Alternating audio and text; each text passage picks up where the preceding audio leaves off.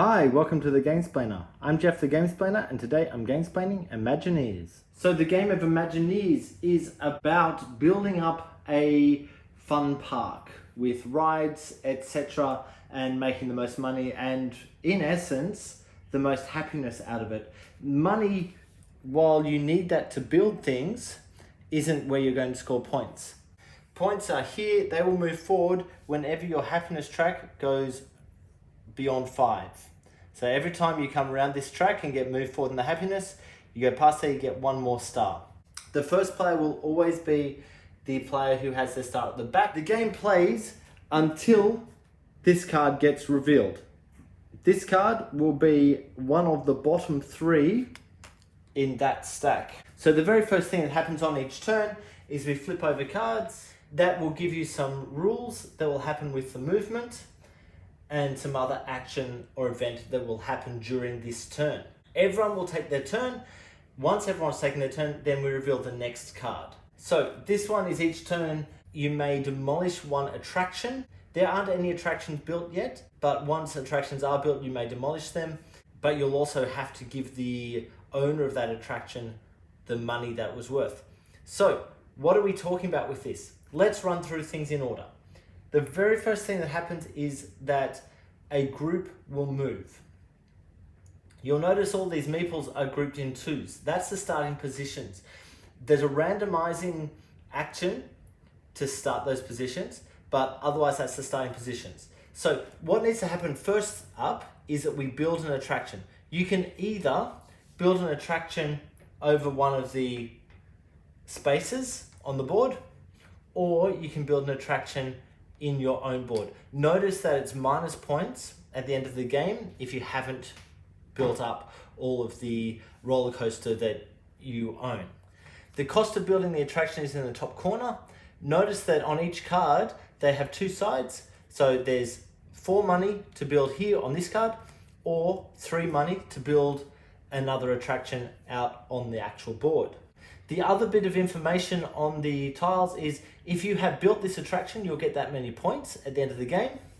Notice there's no points on the back of any of the cards that are going to go here. It shows how much money the owner of this coaster will get, and it shows how much happiness the person whose turn it is will get when they put people in there.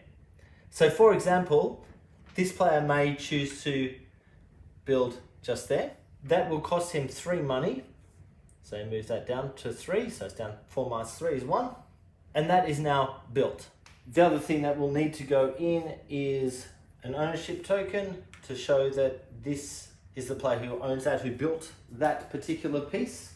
What he could have done instead of building there anywhere on the board is actually able to be built on except for these spots, so anything that already has a card on it, is he could have built there, which would cost him the 3 money, but anytime this particular ride is ridden, there'll be 2 money plus 1 happiness plus 1 point plus another 2 happiness, assuming it's the red guy that actually rides the coaster. You know the color of the person who is going to gain the points by the little signal just there. It's also got the surround on it, so red, yellow, this one's for a blue person. Say black color like already printed on the board, that was for anyone. Be aware any event that affects the rides does not affect the cards on your coaster. So with this card out, it's probably worthwhile building on the coaster rather than in the event. Other things you can do is you could perform a staff action. So instead of actually building a coaster or part of your own attraction, is that you could do one of the staff actions. In order to do a staff action, you would actually need to discard the card out of your hand. So it's always going to cost you a tile out of your hand whenever you do one of the actions.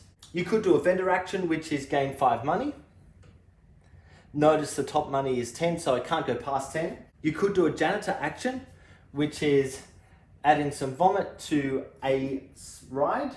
You can't, however, place that on one of the roller coaster entrance spots, but you could place that there, for example, and that would cause all of the guests who are waiting for that ride to move forward 1.